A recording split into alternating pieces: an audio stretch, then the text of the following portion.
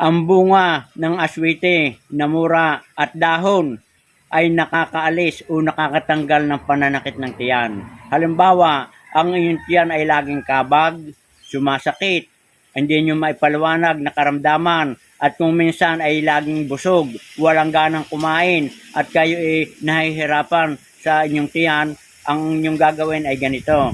Kumuha kayo ng murang bunga ng aswete, dahon, at inyong gayatin ng pino, at pag nagayat ay ating dikdikin sa almeres. At pag nadikdik, paisin natin sa dahon, lagyan ng kaunting langis ng niyog, at pag mainit pa ay ihagod sa parting apektado na sumasakit ang tiyan.